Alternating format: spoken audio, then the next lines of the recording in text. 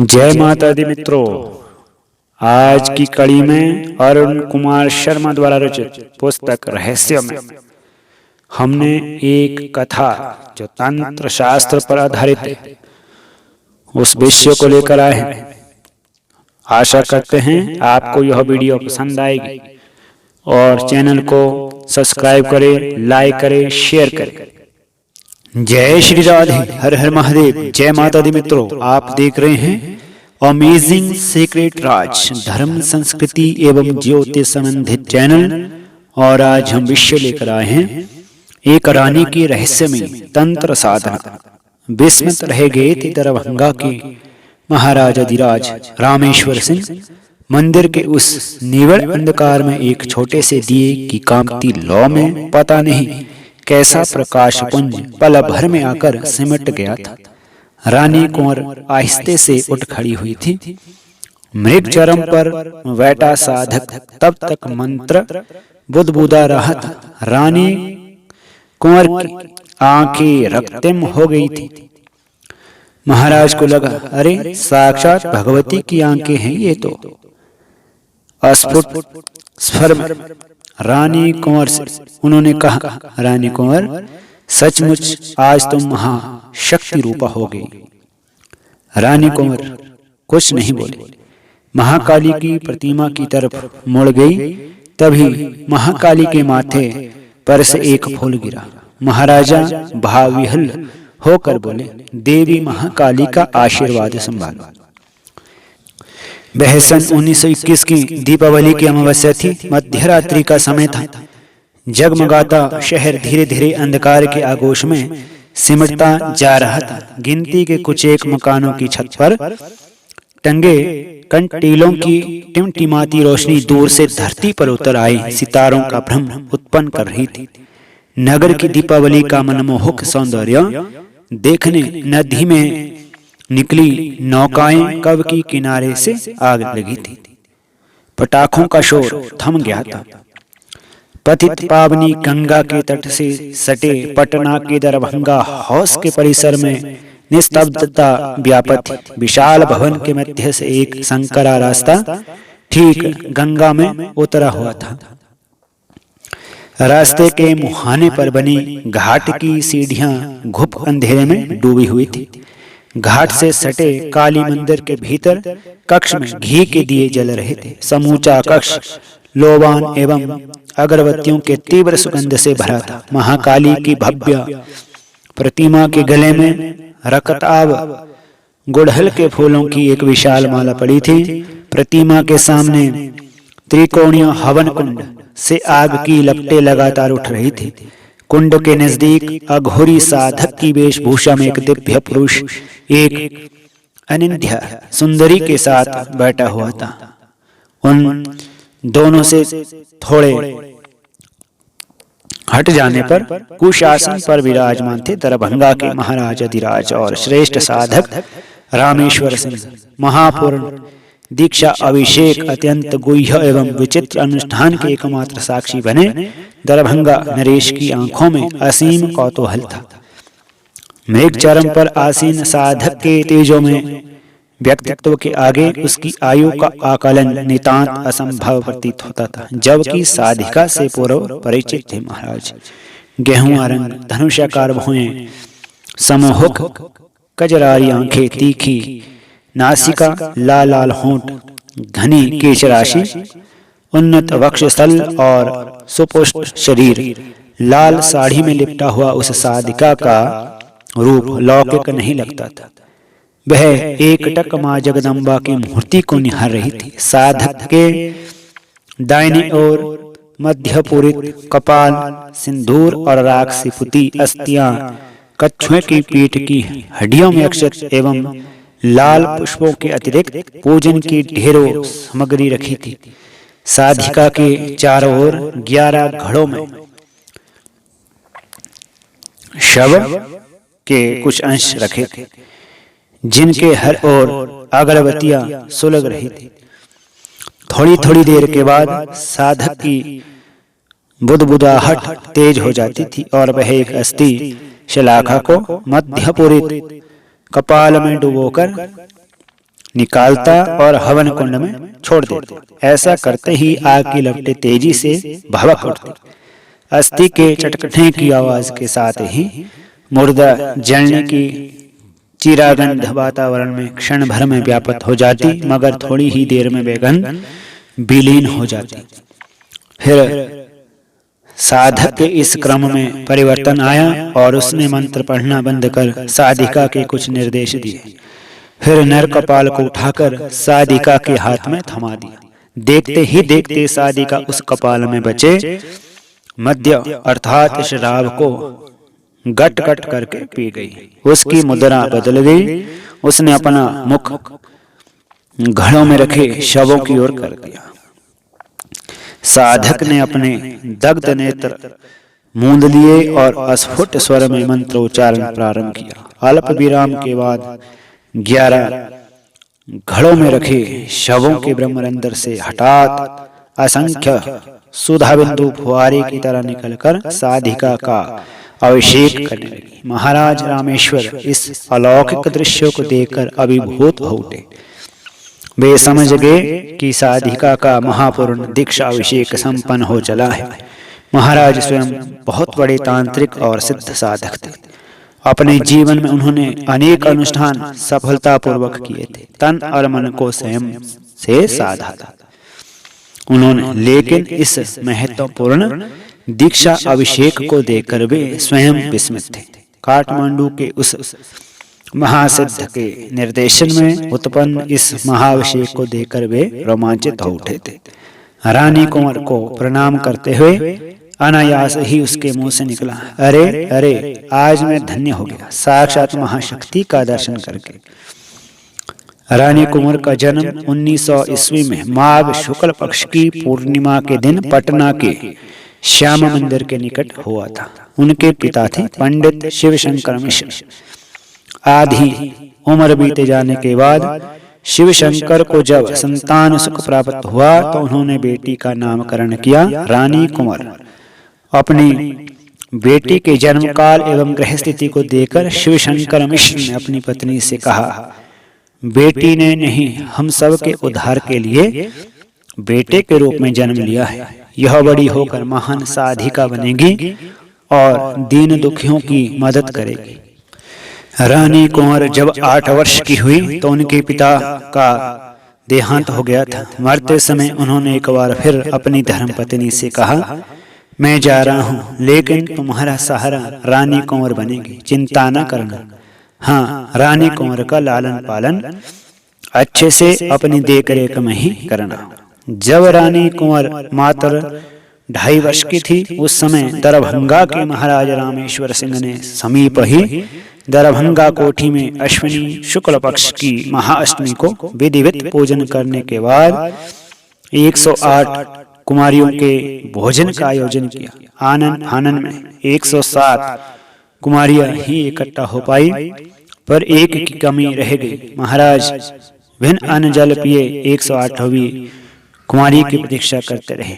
जब बहुत देर हो गई तो उपस्थित लोगों में से एक जानकार ने पंडित शिवशंकर मिश्र की बेटी रानी कुंवर को महाराज के सम्मुख उपस्थित किया।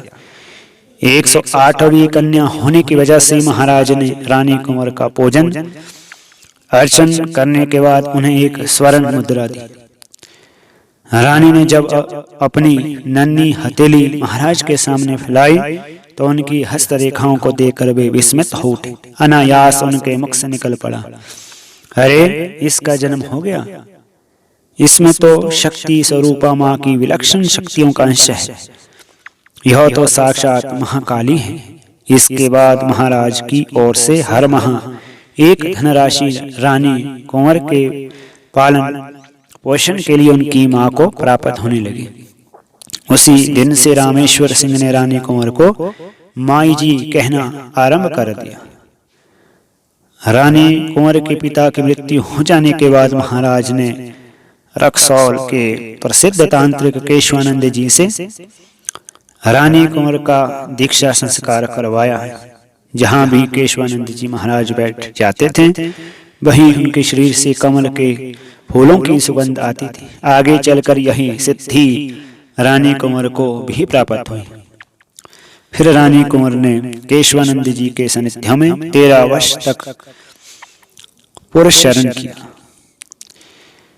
जिस मंत्र में जितने अक्षर होते हैं उतने करोड़ जप करके तथा कलयुग में 4 गुना जप करे उसका 10वां हिस्सा हवन तर्पण एवं मार्जन करने से पुरुष शरण संपन्न होता है।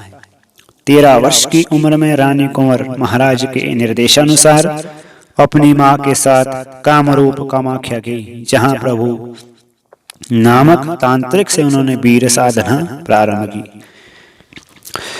वीर साधना में 10 साधन है। कदली मूल, विल्व मूल, त्रिपद, चतुष्पद, शमशान, शून्यगार, पंचवटी, मुंड साधना, शव साधना एवं चिता साधना। इन साधनाओं को संपन्न करके रानी कुंवर पटना लौट गई। फिर 18 वर्ष की उम्र तक महाराज अधिराज की शांभवी शक्ति के सानिध्य में साधना संकेतों को सीखते हुए रानी कुंवर ने अपनी तंत्र शिक्षा जारी रखी।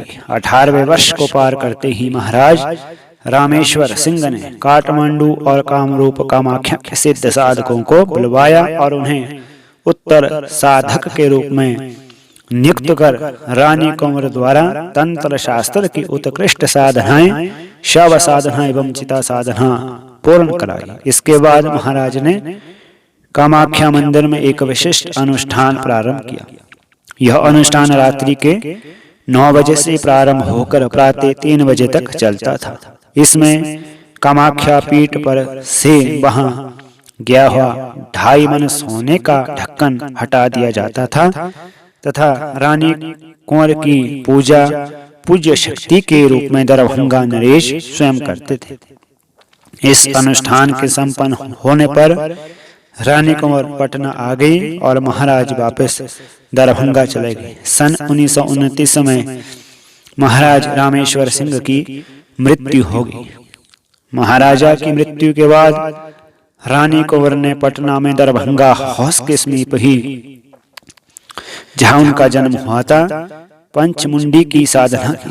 पंचमुंडी की स्थापना के लिए जमीन में से 5 सिरों का रोपण किया गया था, मगर इससे पूर्व रानी कुंवर ने श्यामा मंदिर की सारी जमीन में बीते बीते भर की दूरियों पर नर अस्थियों को गाड़ गाड़ कर उसे शमशान भूमि में तब्दील कर दिया था। इस जमीन को रानी कुंवर ने सन 1921 में जुमाई मियां से खरीदा था। कुछ समय बाद रानी कुंवर ने श्यामा मंदिर के द्वार पर गणेश की मूर्ति तथा मंडप में भगवती जगतधात्री एवं धात्री वृक्ष, जिसे आंवले का वृक्ष कहते हैं, की स्थापना कराई। इस अवसर पर बिहार के तत्कालीन गवर्नर डॉक्टर माधव श्रीहरि अणे भी आए थे। आगे चलकर बटुक भैरव और योगिनी की मूर्तियों की भी स्थापना हुई। अपने जीवन काल में रानी कुंवर ने सभी तीर्थों एवं 4 धामों का भ्रमण किया तथा अनेकों सिद्ध मंत्रों का पुरस्चरण भी किया। उदय अस्त एवं अस्त उदय जैसे कठिन पुरस्चरण भी उन्होंने पूर्ण किए थे। हालांकि रानी कुंवर सरयू पारण्य ब्राह्मण थी और शाक्त मत में उनका विश्वास था, किंतु उनके पास राजनेता एवं समाज के प्रतिष्ठित व्यक्तियों के अलावा बड़ी संख्या में मुस्लिम समुदाय के लोग भी आया करते थे। मुसलमान भाइयों की मुरादें पूरी करने के बाद रानी कुंवर उन्हें किसी मजार पर जाकर लोबान और अगरबत्तियां जलाने का आदेश दिया करते थे। यदा कदा वे ख्वाजा निजामुद्दीन चिश्ती के यहाँ अजमेर के शरीफ में भी जाते थे। हर वर्ष रानी कुंवर माघ में प्रयाग अवश्य जाया करती थी।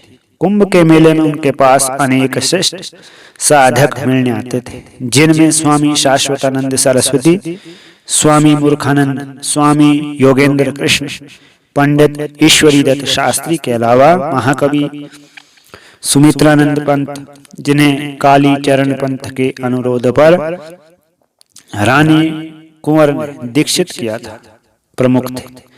सन 1966 के कुंभ में पंडित देवीदत्त शुक्ल और बम्बई से कोठारी स्वामी अपने साथ चांदी का एक श्रीयंत्र भी लाए थे, जिसे स्पर्श मात्र करने का उन्होंने जो है रानी कुंवर से अनुरोध किया था। इन लोगों के अलावा पूर्व रेल मंत्री स्वर्गीय ललित मिश्र, बिहार के पूर्व मुख्यमंत्री स्वर्गीय केदार पांडे, जम्मू कश्मीर के पूर्व राज्यपाल और संप्रति राज्यसभा सदस्य डॉक्टर LK झा, झारखंड के पूर्व राज्यपाल DK बरुआ एवं अनेक बड़े सरकारी पदाधिकारी तथा न्यायाधीश आदि रानी कुंवर के शिष्य थे। रानी कुंवर ने ना जाने कितने लोगों का उद्धार किया था। उनसे जुड़े किस्से बेशुमार हैं। रानी कुंवर शव साधना के लिए आधी रात को अपनी फिटन से जाया करती थी। फिटन का चालक बद्री अपनी उम्र के 110वें पड़ाव पर ही कुछ नहीं बोला था। भूल भी कैसे सकता था। उसने अपने जीवन का आधे से ज्यादा हिस्सा रानी कुंवर के सानिध्य में ही बिताया था। रानी कुंवर का चेहरा अक्सर कौंधता रहता था। उसके मन में हमेशा एक चित्र सा बना रहता। बद्री बताता है, वह सन 1946 की श्रावणी पूर्णिमा थी। रात का दूसरा प्रहर शुरू हो गया था। पानी बरस गया था। बादल छाए थे। हवा तेज चल रही थी। तभी रानी कुंवर ने मुझसे कहा, बद्री, जल्दी से घोड़ों को पीटन में बांधो और चलो गुलाबी घाट। वहां 2 व्यक्ति मेरा इंतजार कर रहे होंगे। माई जी का हुक्म पाकर मैंने 2 मिनट के अंदर फिटन तैयार की। माई जी फिटन में बैठ गई। देखते ही देखते फिटन गुलाबी घाट की शमशान भूमि पर जा रुकी। 2 व्यक्ति फिटन के पास लपके। उन्होंने माई जी को दंडवत प्रणाम करके उन्हें फिटन से आदर पूर्वक उतारा। गुलाबी घाट की शमशान भूमि में नीरवता व्याप्त थी। शमशान के मरियल कुत्ते अपनी दुम सिकड़े लकड़ी के लट्ठे के ढेर से चिपके कांप रहे थे। बीच बीच में प्रवाह में गंगा की लहरें तट से टकराकर धीमा शोर पैदा कर रही थी। माई उन दोनों व्यक्तियों के संग उस जगह पहुंची जहां चिताएं जलाई गई थी। माई जी के हाथ में एक लंबा त्रिशूल था। वहां पहुंचते ही दोनों व्यक्तियों ने माई के निर्देशानुसार कंबल में लपेटी वस्तुओं को धीरे से जमीन पर लिटा दिया। आहट से चौंकने ही उठे कुत्तों ने एक बार उनकी ओर देखा, फिर अपनी गर्दन मोड़कर पूर्ववत ऊँघने लगे। हवा थम गई थी। थोड़ी ही देर में वहां दिए प्रकाशमान हो उठे। दियों की मध्यम रोशनी में माई जी का रूप विचित्र लग रहा था। वह स्वर्ण आभूषणों से लदी हुई थी। गहरे लाल रंग की रेशमी साड़ी और गर्दन में झूल रही अस्थियों की माला से वे कुछ तो भयानक और कुछ रहस्यमयी लग रही थी। उन्होंने मंत्रोच्चारण के बाद एक अस्थि से भूमि पर 2 घेरे खींच दिए। एक घेरे में दोनों व्यक्ति और दूसरे में उस कंबल वाली वस्तु के साथ वे स्वयं बैठ गई। फिर माई जी ने एक विचित्र अनुष्ठान प्रारंभ किया। घेरे के भीतर जमा की गई लकड़ियों को सिंदूर से छुआकर उन्होंने अपने समीप रखे कपाल पात्र से उन पर मध्य उड़ेला अर्थात श्राव का छिड़काव किया। फिर जोर जोर से मंत्र उच्चारण करते हुए माई जी ने 2 छोटी अस्थियां उन पर फेंकी। जय श्री राधे, हर हर महादेव। मित्रों, आपको यह रोचक कथा कैसी लगी, जो सत्य घटना पर आधारित थी? इसका भाग 2 हम शीघ्र ही एक वीडियो के माध्यम से लेकर आएंगे। जय श्री राधे, जय माता दी, हर हर महादेव।